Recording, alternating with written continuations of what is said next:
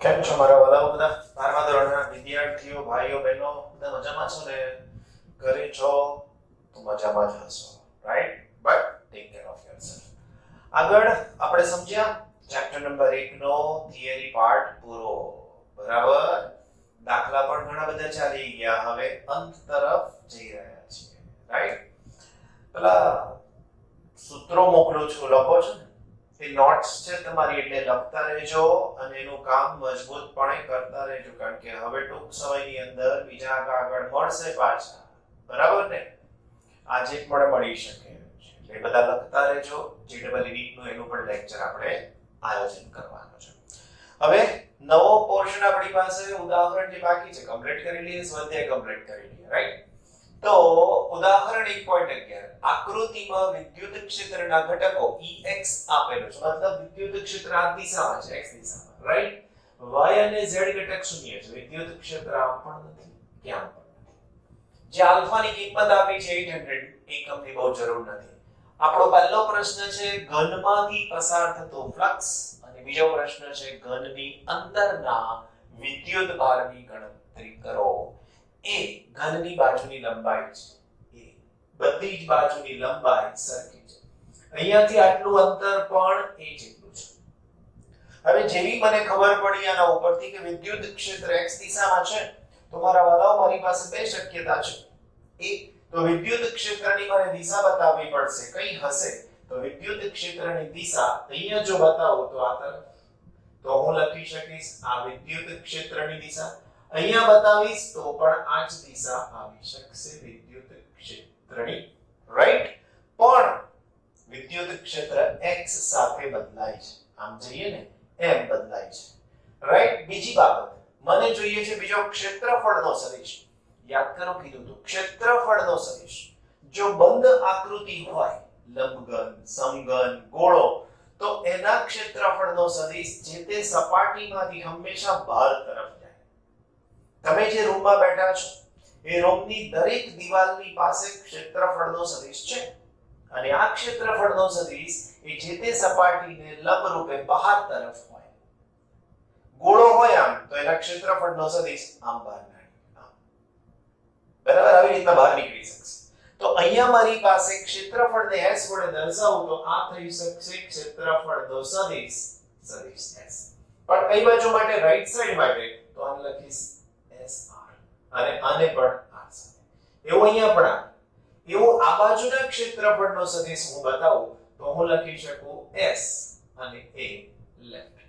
કોઈ s ના લખે અને એકમ સદિશ n લખે તો ચાલે. આપણે ટેક્સ્ટ બુકમાં આકૃતિની અંદર આ SR ની જગ્યાએ લખ્યું છે NR. આ NR એટલે શું? ક્ષેત્રફળની દિશાનો એકમ સદિશ. એવું s લેફ્ટ ની જગ્યાએ લખી શકાય n લેફ્ટ. પણ જ્યારે n લખો ત્યારે તમારે શું કરવું પડે? તો કે એકમ સદિશ. તો અહીંયા પણ શું કરીશું વાલા મિત્રો? એકમ સદિશ. ક્લિયર? દાખલા ગણવા માટેની મેં તમને વાત કરી છે, એમાં એક બહુ વાત ક્લિયર કરી છે કે તમે દાખલાની સિસ્ટમ સમજી લો, દાખલો તમને એમ જ આવડી જશે. દાખલાની સિસ્ટમ શું છે? મારે નક્કી છે કે વિદ્યુત ફ્લક્સ ગણવાનું છે. હવે ફ્લક્સ ગણવા માટે મને બે વસ્તુની જરૂર પડશે. એક જરૂર પડશે ક્ષેત્રફળની, અને બીજી જરૂર પડશે વિદ્યુત ક્ષેત્ર. કારણ શું વાલા મિત્રો? ફ્લક્સ ફાઈ નું સૂત્ર છે, ફ્લક્સ ફાઈ બરાબર E ડેલ્ટા S. રાઈટ? સદિશ લખો તો આવી રીતના આવશે, અને સદિશ ના લખો તો E delta S cos θ. Right? હવે આ સમઘનની કેટલી બાજુ સાથે ફ્લક્સ સંકળાશે અને કેટલાની સાથે નહીં સંકળાય? તો જેના માટે થીટા 0 હોય ત્યાં ફ્લક્સ સંકળાય, તો આ બંને એક દિશામાં થઈ ગયા, તો અહીંયા ફ્લક્સ સંકળાશે. આ બેની દિશા વિરુદ્ધ થઈ ગઈ, તો cos 180 -1, તો એની સાથે પણ ફ્લક્સ સંકળાશે. પણ વાલા બાળકો, સમઘનની જે 6 બાજુ હતી ને એમાંથી 2 જ બાજુ સાથે ફ્લક્સ સંકળાયું, બાકીની 4 સાથે ફ્લક્સ નહીં સંકળાય. કેમ નહીં સંકળાય? તો જો આના ક્ષેત્રફળનો સદિશ આમ ઉપર જશે, એની સાથે ER નો ખૂણો 90 થઈ ગયો, cos 90 0. એવો અહીંયા પણ નીકળશે નીચેની બાજુએ આનો, તો એ પણ 90. એવો આગળ ફ્રન્ટ અને એવો બેક, તો આ બધા જ ખૂણા π/2 થશે.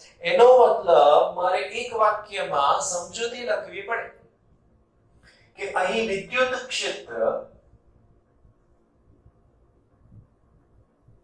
x દિશામાં હોવાથી તેને લંબ એવી y અને z દિશા માટે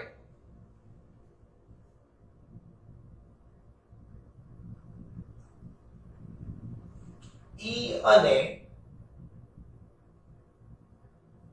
ડેલ્ટા S વચ્ચેનો ખૂણો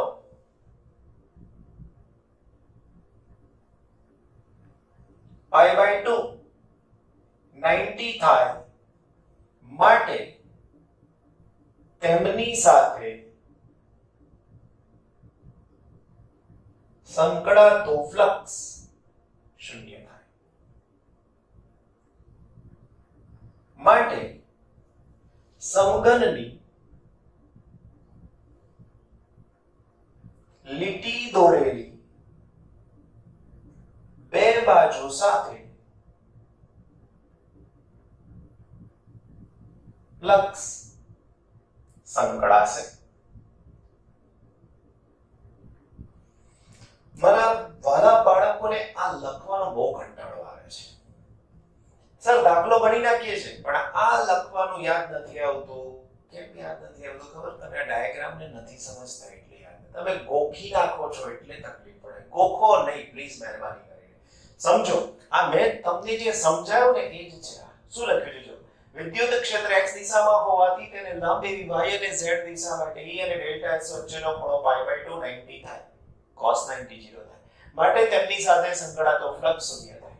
માટે સમઘનની લીટી દોરેલ બે બાજુ સાથે ફ્લક્સ સંકળાશે. હવે દાખલામાં કશું નવું નથી પણ આ લખો ને તો તમારા દાખલાનો ઇમ્પેક્ટ આવે. 3 પૂરા માર્ક્સ મળે. ઘણી બધી શક્યતાઓ છે દાખલો પૂછાઈ શકે નહીં, રાઈટ? ઓકે, આગળ વધીએ. જમણી બાજુ સાથે સંકળાયેલું ફ્લક્સ. પહેલા વિદ્યુત ક્ષેત્ર જમણી બાજુ સાથે નો વિદ્યુત ક્ષેત્ર એટલે હું લખીશ ER. હવે ER નું સૂત્ર તો છે મારી પાસે. ER આલ્ફા અને x², રાઈટ? હવે r બાજુનો આ અંતર કેટલું? તો કે અહીંથી a અને આટલું અંતર પણ a, રાઈટ? તો હવે હું લખી નાખું = તો is equal to alpha x ની જગ્યાએ હું લખીશ 2a raised to 1/2. હમણાં કશું જ નહીં કરીએ, જેવું છે એવું ને એવું જ મૂકી દઈશું. આવું કેમ લખ્યું મારા મિત્રો? સમીકરણ નંબર 1 પણ આપી દો. આવું લખ્યું એનું કારણ આપી દઈએ કે અહીં જમણી બાજુ માટે, એટલે જમણી બાજુ માટે x બરાબર 2a, અહીંયાથી a અને આટલું a એટલે 2. એવી જ રીતે હું લખું ડાબી બાજુ સાથે વિદ્યુત ક્ષેત્ર. મારા વાલા મિત્રો, ડાબી બાજુ સાથેનું વિદ્યુત ક્ષેત્ર એટલે હું લખીશ E left.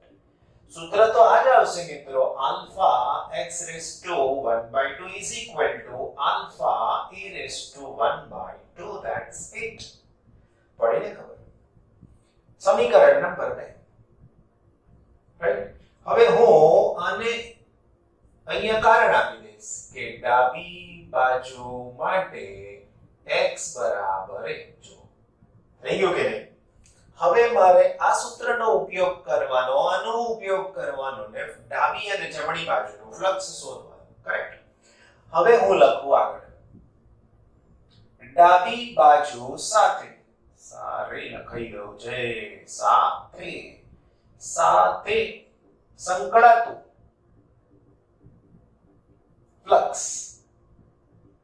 અને ફ્લક્સ શોધવાનો તો flux phi is equal to, સૂત્ર લખીશ, આ phi કઈ બાજુ? ડાબી બાજુ, એટલે હું લખીશ L left is equal to E left into delta S. હવે મારે delta S નથી લખવા, કેમ તો કે આખી સપાટી છે એટલે હું S લઈ લઈશ તો પણ ચાલશે, રાઈટ? ગુડ. હવે E left અને S વચ્ચેનો ખૂણો તમે જોજો આની સાથે આને, એટલે આને હું આવી રીતે લખું છું, EL સદિશ S નો એકમ સદિશ n caret L into S. હવે આના માથા પરનો સદિશ નીકળી ગયો અને એ સદિશ કોને મળી ગયો? આને.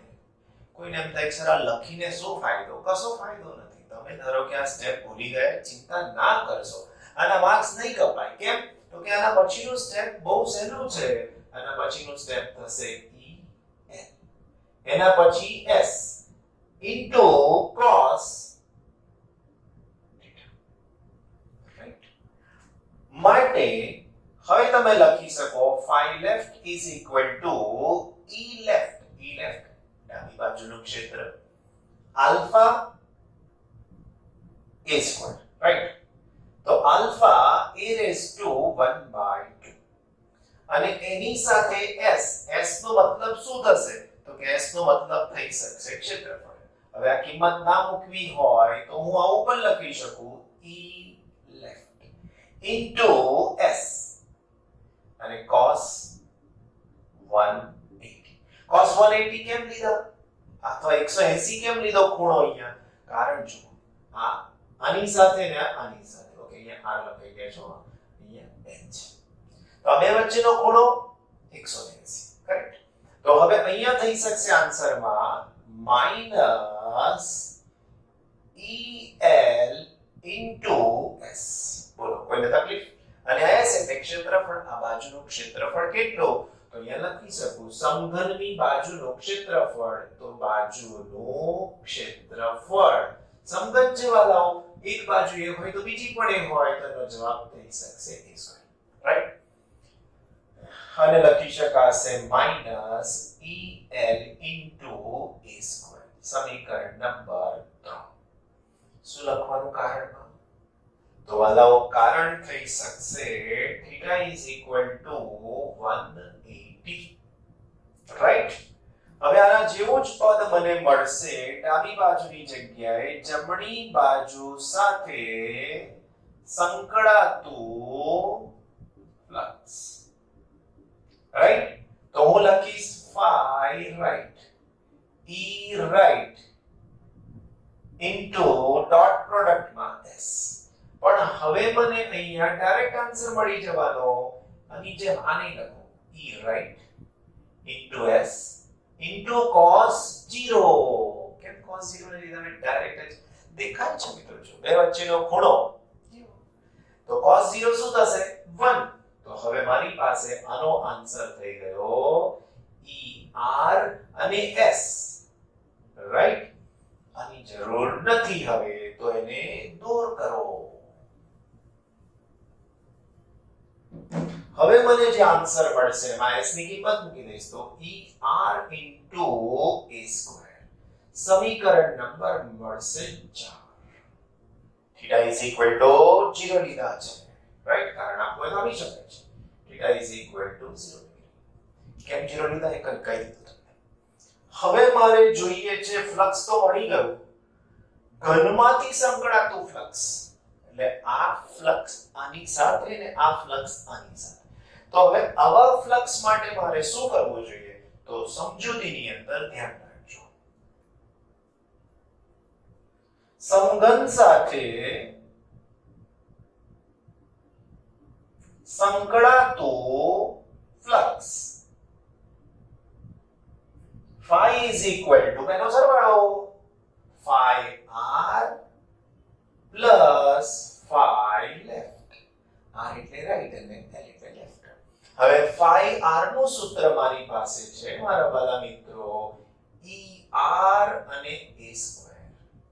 એવું phi left નું સૂત્ર છે, phi left નું સૂત્ર છે માઈનસ EL અને એની સાથે a સ્ક્વેર, કરેક્ટ.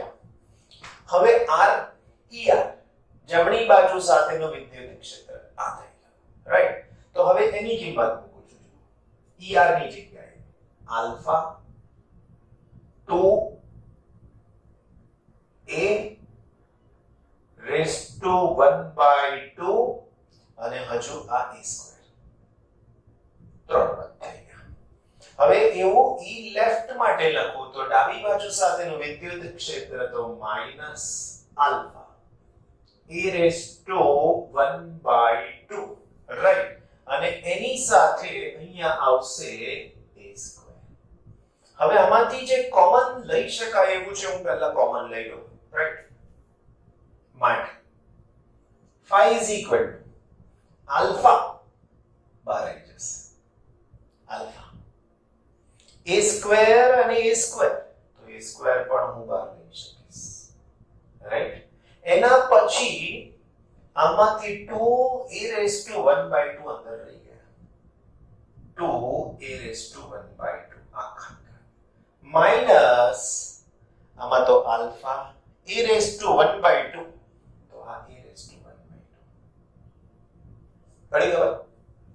હવે હું આને છૂટું પાડી દઉં છું તો આલ્ફા a સ્ક્વેર આ આને મળશે એટલે 2 raised to 1/2 into a raised to 1/2 minus a raised to 1/2 આ બંનેને પણ બહાર લઈ લઈએ તો is equal to alpha a square a raised to 1/2 2 raised to 1/2 minus 1 આ 1/2 છે તો હું વર્ગમૂળ કરી દઉં તો ના ચાલે ચાલે ને માટે phi is equal to alpha a square હવે આ a છે તો 1/2 મારે વર્ગમૂળ લખવું હોય તો પણ લખાય વર્ગમૂળમાં 2 minus 1 હવે બધી કિંમતો આપણી પાસે છે રાઈટ તો અહીંયા તમને એક સ્ટેપ લખી દઉં alpha a raised to 5/2 into √2 minus 1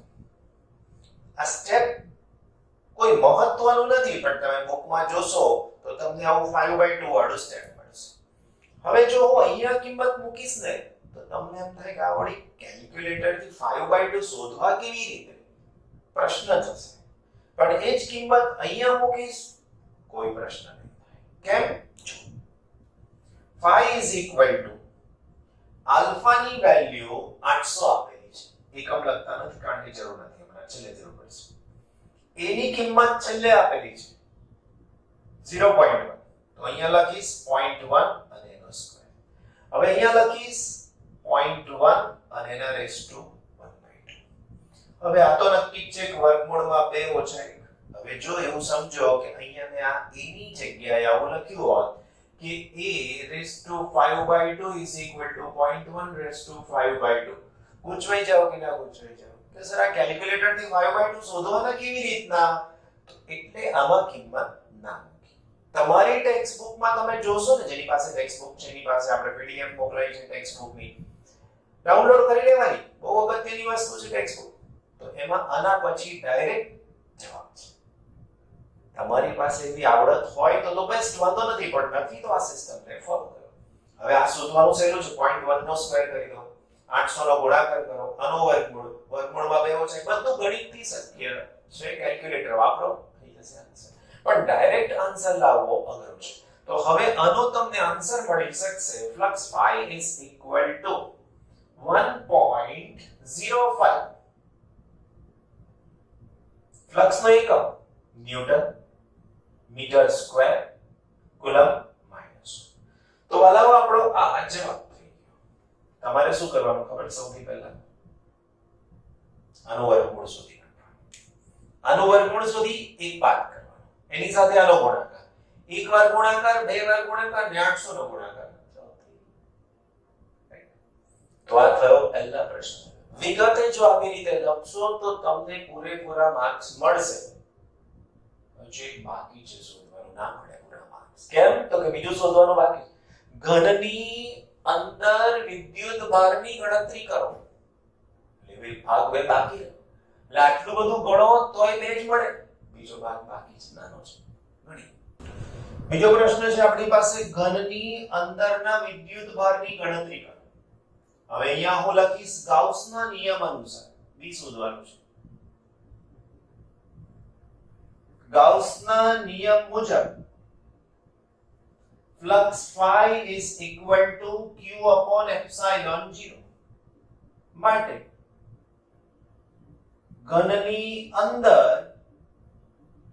વિદ્યુત ભાર Q is equal to 5 into epsilon G માટે Q is equal to, હવે phi ની કિંમત તો આપણે હમણાં શોધી નાખી કે ના શોધી નાખી, કેટલી હતી તો કે phi is equal to 1.05 into epsilon 0 8.854 10 raised to minus 12. તો વિદ્યુત ભાર Q નું મૂલ્ય કેટલું મળશે તો વિદ્યુત ભાર Q નું મૂલ્ય મળી શકશે 9.27 into 10 raised to minus 12. આટલાનો 1 marks અને પેલું આટલું બધું ગણ્યું એના 2 માર્ક્સ. એટલે સમજવાનું છે, પેલા પરથી આ લાયા છો, જો પહેલો જવાબ ખોટો તો આ તો ખોટો જ, પછી એવું નહીં કે સર આ સૂત્ર લખીને તો માર્ક્સ મળે ના જ મળે, રાઈટ? ભલા મિત્રો, ઉદાહરણ 12 આગળ જે ગણ્યો છે એના જેવો જ દાખલો છે, માત્ર આ આકૃતિનો ફરક છે ને થોડો ડેટા જોયો છે. જો રકમ શું કહે છે, એક વિદ્યુત ક્ષેત્ર ધન x માટે ધન x દિશામાં સમાન છે, એટલે અહીંથી આ બાજુ બધે સમાન છે, તેમજ ઋણ x માટે તે તેટલા જ મૂલ્યનું સમાન અને ઋણ x દિશામાં છે, એટલે અહીંથી આમ છે આમ.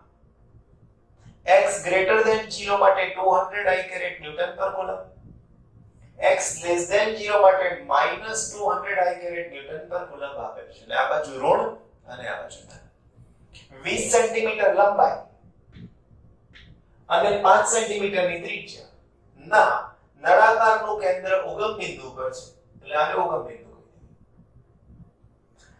ઉગમ બિંદુ પર અને x અક્ષની દિશામાં છે, તેથી સપાટી x બરાબર +10 સેન્ટીમીટર અને બીજી x બરાબર -10 સેન્ટીમીટર આગળ છે. જોયું, આ સપાટી 10, આ સપાટી -10, જે આકૃતિમાં દર્શાવે. મતલબ પ્રશ્નમાં તમને આકૃતિ આપેલી છે, જો આવું લખ્યું છે તો, ના લખ્યું હોય તમારે તમારી જાતે આકૃતિ વિચારવાની. દરેક સપાટ બાજુઓમાંથી બહાર આવતું કુલ ફ્લક્સ કેટલું? હવે નળાકારની પાસે સપાટ બાજુ કેટલી હોઈ શકે તો લાસ્ટ ટાઈમ પણ મેં તમને બતાવ્યું હતું કે કેવી રીતના સપાટ બાજુઓ વિચારવાની. તો આ નળાકાર છે મારી પાસે, રાઈટ? હવે આ એક સપાટ બનશે, આ એક સપાટ બનશે ને આ વક્ર થશે. તો એવી સપાટીઓ સાથે સંકળાતું ફ્લક્સ શોધવાની વાત આપણને પૂછવામાં આવી છે. તો હું સૌથી પહેલા દરેક સપાટ બાજુઓમાંથી બહાર આવતું ફ્લક્સ આને કહીશું જમણી બાજુ, આને કહીશું ડાબી બાજુ. સમજાઈ ગયું પહેલા? અગેન આગળની જેમ ફ્લક્સ phi બરાબર સદિશ E dot delta S, right? અહીં આપણે સદિશ નિશાનીનો ઉપયોગ કરીશું. પહેલેથી જ કીધું છે કે વિદ્યુત ક્ષેત્ર આ દિશામાં છે, એટલે હું E લેફ્ટ કહી દઈશ, ઋણ x દિશા માટેનું માઈનસ છે. આ ક્ષેત્રફળ, આકૃતિ બંધ થઈ કે ના થઈ નળાકાર, આગળના દાખલામાં સમજાયું કે જો આકૃતિ બંધ છે તો એના ક્ષેત્રફળનો સદિશ બહાર નીકળે, તો આના ક્ષેત્રફળનો સદિશ આ તરફ બહાર નીકળશે ડેલ્ટા S. કઈ બાજુ? લેફ્ટ. પણ આ લેફ્ટ બાજુની દિશા જો હું અહીંથી વિચારું ને મારા મિત્રો, તો જેમાં ધન x દિશા છે એમ આ થઈ શકશે -x, અને -x દિશા હોય તો એનો એકમ સદિશ થાય -i. પણ આ EL અને આ બંને એક જ દિશામાં છે, તો લખી શકીએ પહેલાના જવાબ, નળાકારની ડાબી બાજુની સપાટ સપાટી માટે સદિશ E અને સદિશ ડેલ્ટા S એક જ દિશામાં છે, માટે તેની સાથે સંકળાયેલ ફ્લક્સ કેટલું થાય વાલા મિત્રો? તો flux left side is equal to, હું સૂત્ર લખી રહ્યો છું, E left into delta S left. E left ની કિંમત નથી મૂકતો, હાલમાં મૂકવી હોય તો હું આવી મૂકી શકું છું, -200 I caret, રાઈટ? હવે ધ્યાન રાખજો, આ ડેલ્ટા S નો સદિશ પણ આ બાજુ છે ને ઋણ x ની, લેટ ડોટ ડેલ્ટા S અને એનો પણ I caret. પણ આ I caret કેવા પાછા? તો કે માઈનસ, એટલે માઈનસ. પડી ખબર? ફરીથી આ છે ડેલ્ટા S. તમને થાય કે આ નિશાની ક્યાં ગઈ? આને આવી. કેમ? તો કે અહીં I caret જેવું છે, એટલે મારે આની દિશા અને આની દિશા એક જ છે એવું ખબર છે, એટલે અહીંયા i કેરેટ છે એટલે મેં અહીંયા પણ i કેરેટ લીધા. Correct? i caret dot i caret minus અને માઈનસ પ્લસ.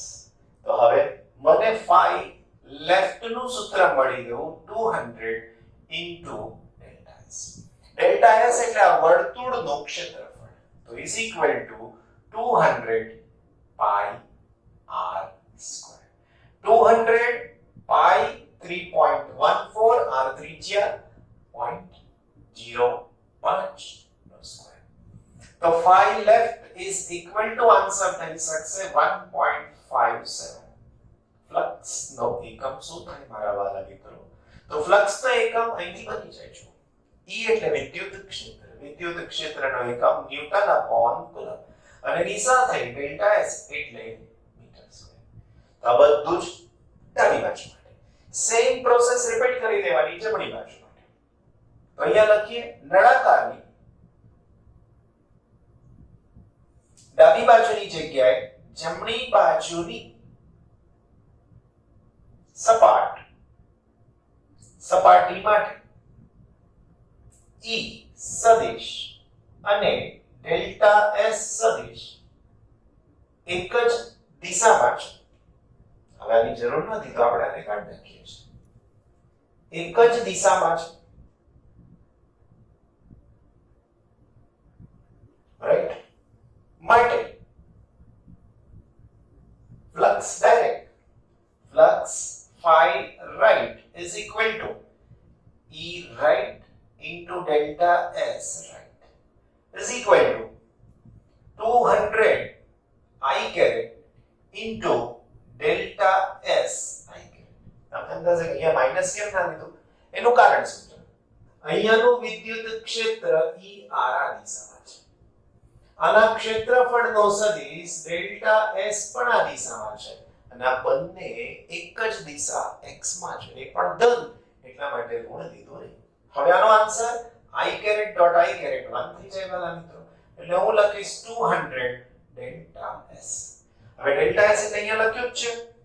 તો is equal to 200 into 3.14 into 0.05 અને નો પાર્ટ સ્ક્વેર. તો આનો આન્સર થઈ જશે again 1.57 newton metre square upon coulomb. That's it. Very good. હવે બીજો પ્રશ્ન. નળાકારની વક્ર બાજુમાંથી બહાર આવતું કુલ ફ્લક્સ કેટલું હશે? તો હવે એના જવાબ. નળાકારની વક્ર બાજુમાંથી કેટલું ફ્લક્સ કેટલું છે? તો બી નો જવાબ. નળાકારની વક્ર બાજુ માટે સદિશ E અને ડેલ્ટા S લંબ છે. કેવી રીતના ખબર પડી? તો વિદ્યુત ક્ષેત્ર આમ છે બંને બાજુ. હવે આવું ક્ષેત્રફળ હું અહીંયા લઈ લઉં તો આના ક્ષેત્રફળનો સદિશ ડેલ્ટા S ઉપર આવશે. વિદ્યુત ક્ષેત્ર આમ છે, બે વચ્ચેનો ખૂણો 90 માટે θ is equal to 90 માટે flux phi is equal to E delta S cos 90 બરાબર છે. નળાકારની વક્ર બાજુ E અને delta S લંબ છે માટે flux છે. માટે નળાકારની વક્ર બાજુ માટે flux phi is equal to 0. ત્રીજો કીધું છે નળાકારમાંથી બહાર આવતું ફ્લક્સ કેટલું? હવે આ એક થયું, આ બે થયા અને આ ત્રણ થયું. તો છેલ્લો જવાબ આપણે આપી શકીએ આની સાથે કે નળાકારમાંથી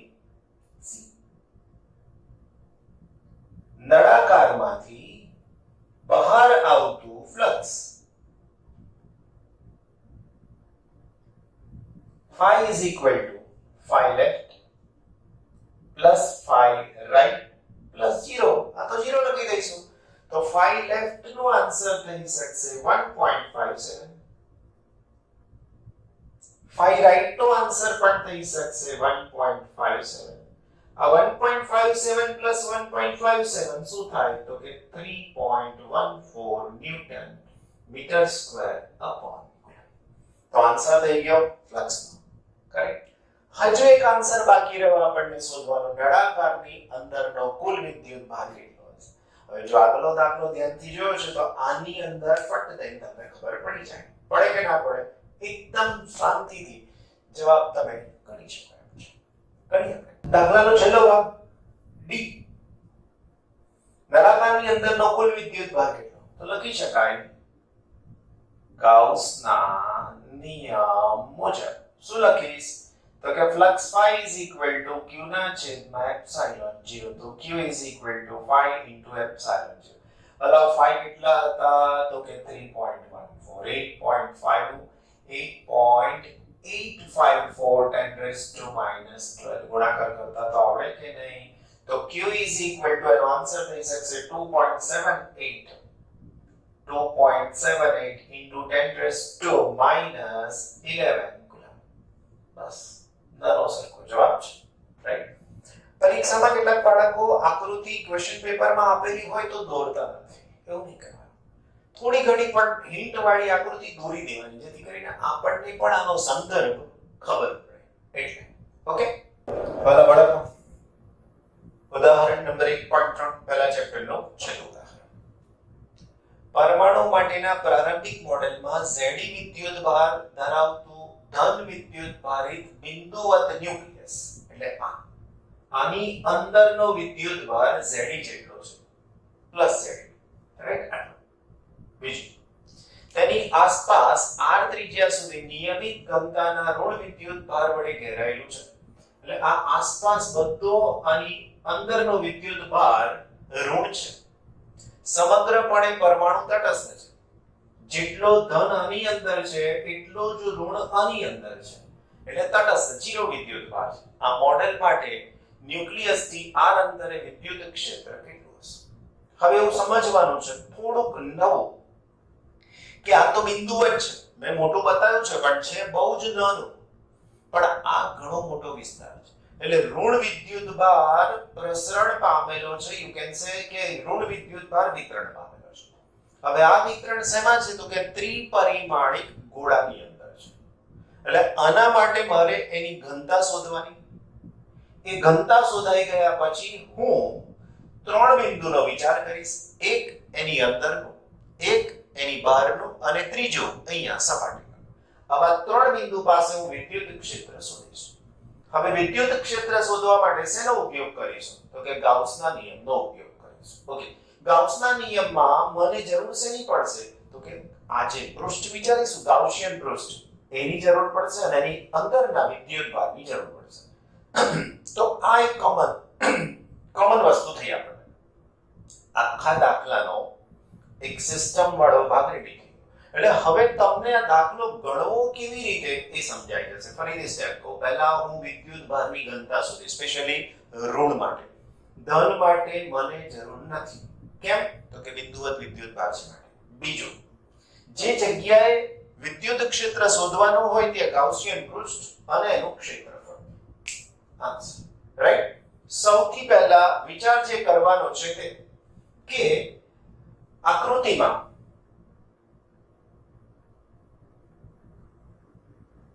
વિદ્યુત ભાર વિતરણ દર્શાવેલ છે. એટલે આવું મોડેલ રજૂ કરેલું છે. કેન્દ્રમાં Ze ધન વિદ્યુત ભાર છે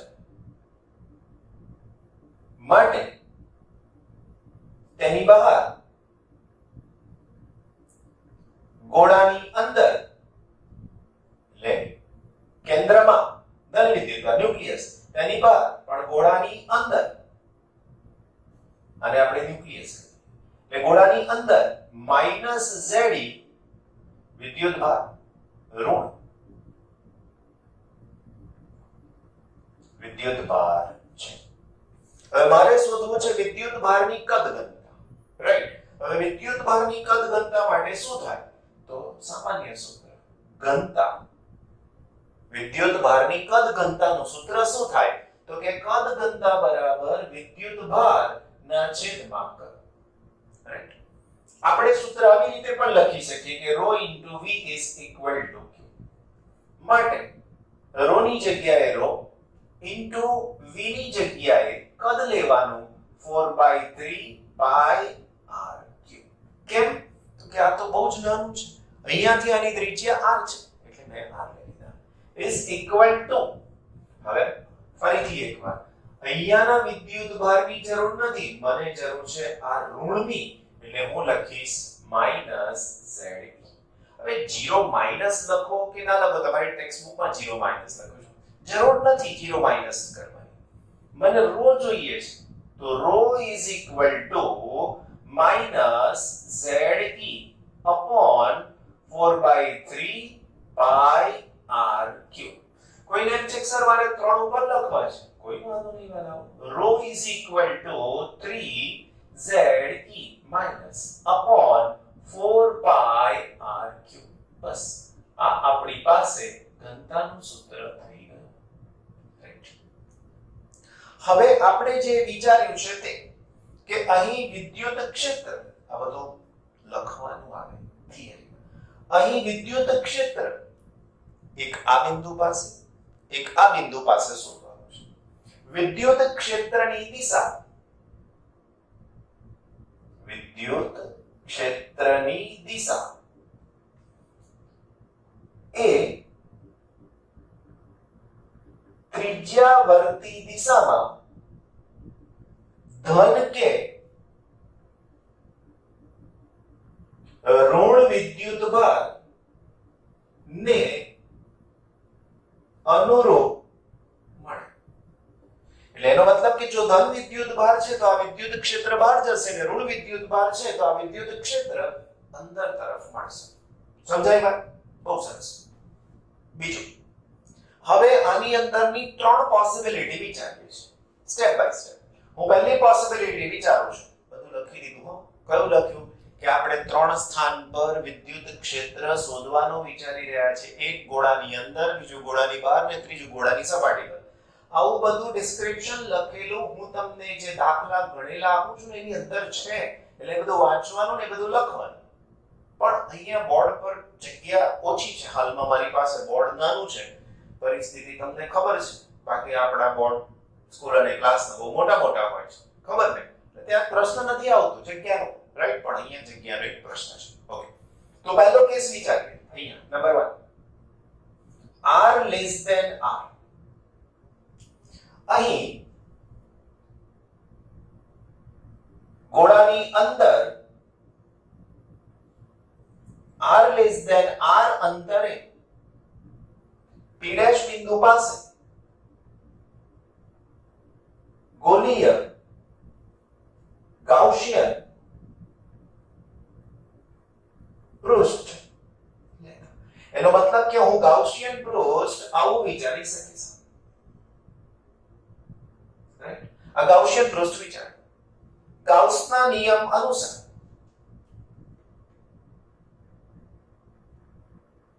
ગાઉસના નિયમ મુજબ આપણે શું શોધવાનું છે? વિદ્યુત ક્ષેત્ર મુજબ વિદ્યુત ક્ષેત્ર મેળવી શકાય. હવે ગાઉસનો નિયમ શું કહે છે?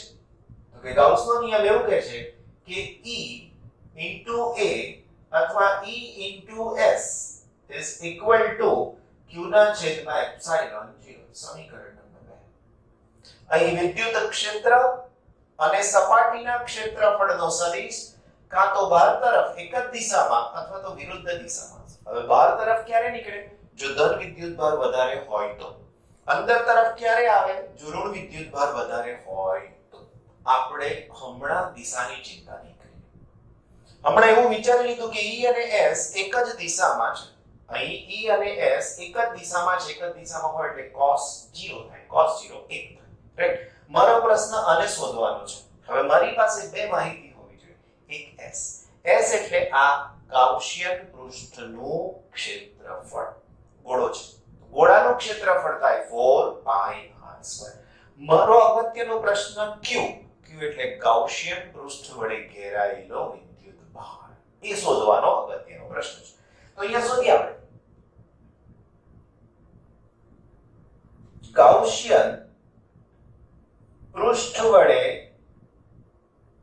ઘેરાયેલ વિદ્યુતભાર બતાવો q is equal to હવે જોઈએ વિદ્યુતભાર કેટલો છે તો કે આની અંદરનો વિદ્યુતભાર જેનું મૂલ્ય છે z e પ્લસ માઈનસ આની અંદરનો વિદ્યુતભાર એની અંદરનો વિદ્યુતભાર એટલે એના માટે હું શું કરીશ તો કે ρ ઇન્ટુ v ડેશ તમને થાય આ v ડેશ એટલે શું તો v ડેશ એટલે કદ કોનું કદ તો કે આટલા ગોળાનું કદ કે જે ગાઉસિયન પૃષ્ઠ છે તે અહીંયા લખી શકીએ v ડેશ બરાબર કદ બરાબર 4/3 pi r ક્યુબ લખીએ r is less than r right તમારે એવું નહીં વિચારવાનું કે સરે નોટ આપી એમાં v ડેશ નથી લખ્યું એ શોર્ટકટ બધા ફટાફટ સ્ટેપ મુકાઈ ગયા છે અહીંયા ડિટેલમાં છે રાઈટ ઓકે એના પછી આગળની વાત તો હવે મને q મળી ગયા ને વાલાઓ તો કે q is equal to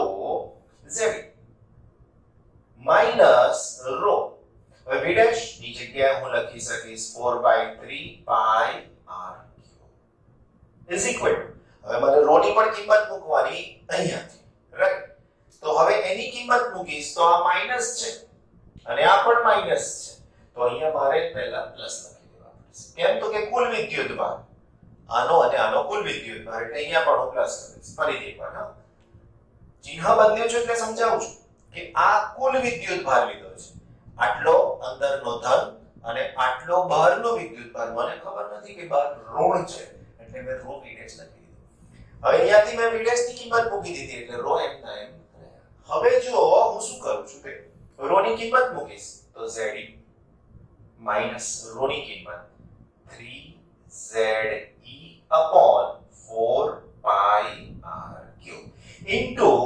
4/3 pi r cube સમજાય 4 pi કેન્સલ 3 પણ કેન્સલ હવે આ બેમાંથી તમે કોમન શું લઈ શકશો તો કે આ બેમાંથી કોમન લઉં તો મને વિદ્યુતભાર q ની કિંમત શું મળશે તો કે q is equal to Ze બરાબર Z minus Ze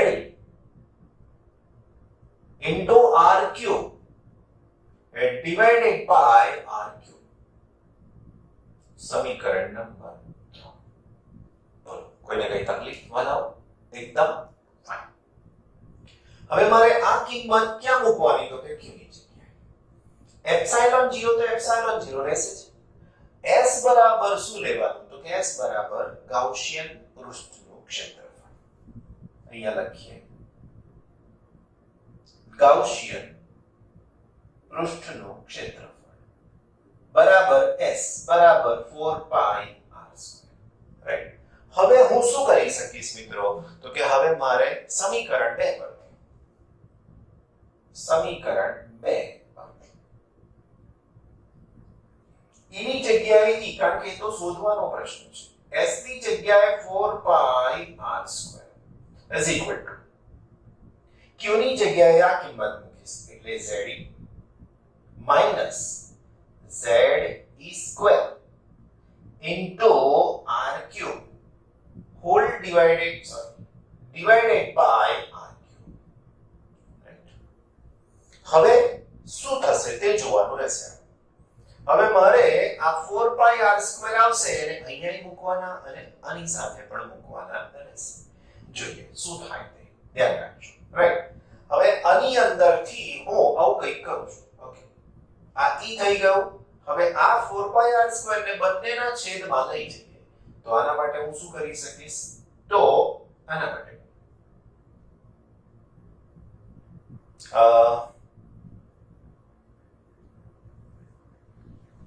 E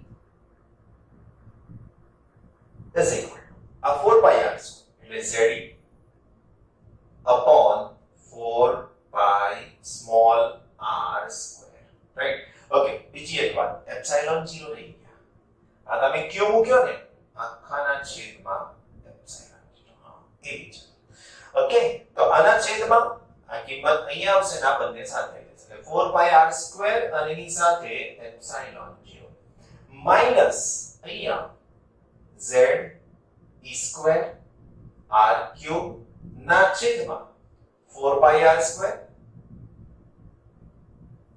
4 પાઈ r સ્ક્વેર r ક્યુબ અને એની સાથે એપ્સિલોન 0 ફરીથી એકવાર e એટલે આ s લક્ષણ બરાબર q ની જગ્યાએ આ પદ જો મુકાઈ ગયું છે રાઈટ અને એના છેદમાં શું મૂક્યું મેં તો કે આખાના છેદમાં એપ્સિલોન છે હવે શું કર્યું તો કે આ 4 પાઈ r સ્ક્વેર અહીંયા આવી ગયા એટલે આના છેદમાં આ પદ મૂકી દીધું માઈનસ ના minus z square r cube અને અહીંયા 4 પાઈ r square r cube epsilon 0 હવે જે કેન્સલ થાય કેન્સલ કરી દેવાના તો આની અંદરથી અહીંયા ક્યુબ છે ને અહીંયા સ્ક્વેર છે બસ આટલું જ કેન્સલ થશે બીજું કશું કેન્સલ થાય નહીં હવે શું કોમન નીકળે છે તે જુઓ તો ઇઝ ઇક્વલ ટુ અહીંયાથી અંશમાંથી નીકળશે z સ્ક્વેર z સ્ક્વેર થઈ ગયા સ્ક્વેર નથી z રાઈટ અને છેદમાંથી નીકળશે 4 પાઈ એપ્સિલોન 0 4 પાઈ એપ્સિલોન 0 બાકી શું રહ્યું કૌંસમાં તો કે અહીંયા બાકી રહ્યું 1 r square minus z e બહાર આવી ગયા 4 પાઈ એપ્સિલોન 0 પણ બહાર આવી ગયા તો r ના છેદમાં r ક્યુબ બાકી રહે તો આ આપણો આન્સર થઈ ગયો તો છેલ્લે તમે લખી શકો છો માટે E is equal to Z upon 4 pi epsilon 0 1 upon r square minus r upon r cube. તો આ વિદ્યુત ક્ષેત્ર મને ક્યાં મળ્યું મારા વાલા મિત્રો તો આ વિદ્યુત ક્ષેત્રની અંદરના બિંદુ પાસે મળ્યું રાઈટ પણ કન્ડિશન મેં કીધી હતી એ પ્રમાણે r is less than r is less than r જોઈ લેજો બીજું આ r વધારે છે અને r ઓછા છે તો આ પદ અહીંયા આપણને એવી રીતનું મળશે કે જેના કારણે આ વિદ્યુત ક્ષેત્રની દિશા બહાર તરફની મળશે કારણ અહીંયાનો વિદ્યુતભાર ઓછો હશે ઋણ અને કેન્દ્રમાં વધારે હશે ધન એટલા માટે વિદ્યુત ક્ષેત્રની દિશા બહાર તરફની હશે આવું તમને સમજાવેલું છે ક્લિયર રાઈટ ફરીથી ધ્યાન રાખીને જોવાનું સમજવાનું ને પાછું વિચારીને લખવાનું કંઈક રહી ના જાય મારે એપ્સિલોન 0 લખવાના રહી ગયા હતા રાઈટ વિચારવું પડે કે કશું ખૂટે છે તો છેલ્લે પછી ભૂલ પડે એના કરતા વચ્ચે બહુ ક્લિયર થઈ જાય બેટર ઓકે પાર્ટ 2 આનો સમજી લઈએ પાર્ટ 2 ની અંદર શું કરવાનું છે તો બીજા પાર્ટમાં કીધું તો એ પ્રમાણે r is greater than r માટે તો હવે મારે જે ગાઉસિયન પૃષ્ઠ વિચારવાનું થાય એ આના માટે થશે અવગાઉસિયન પૃષ્ઠ રાઈટ અને r is greater than r માટે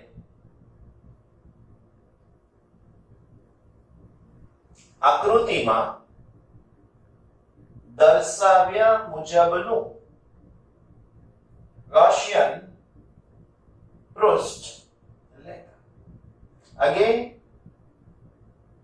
ગાઉસના નિયમ મુજબ મતલબ બહુ સહેલું છે એટલે સીધે સીધું જ આવી જશે E into S is equal to Q ના છેદમાં એપ્સિલોન 0 હવે E into S is equal to 0 હવે આ 0 કેમ થઈ ગયા એ સમજાવો તો અહીં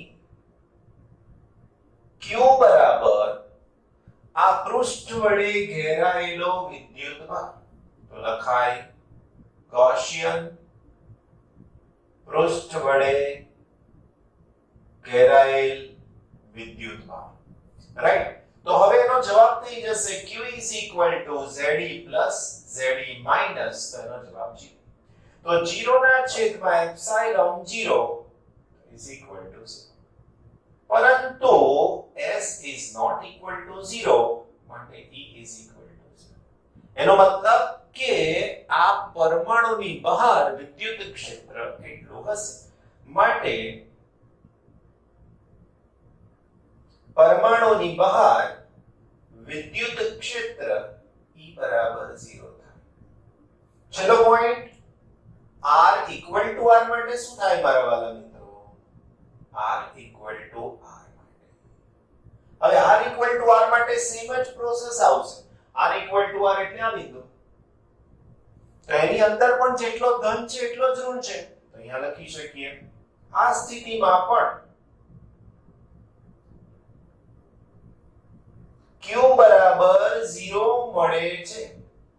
માટે ગાઉસના નિયમ મુજબ શું થઈ શકશે? તો કે ગાઉસના નિયમ મુજબ E is equal to 0 થાય. રાઈટ? બીજી કોઈ વસ્તુની ચર્ચા કરવાની રહેતી જ નથી. સહેલું છે, રાઈટ?